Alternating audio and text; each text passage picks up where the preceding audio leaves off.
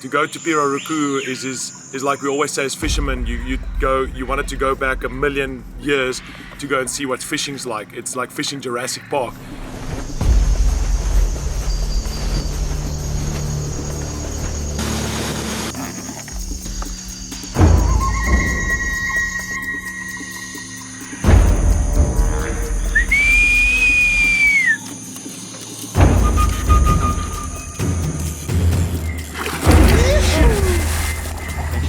Don't leave it inside the rod.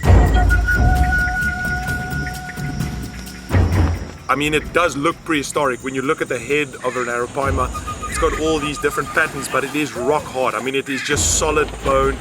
And then you look back and it's all these like really thick, big scales, like a armor.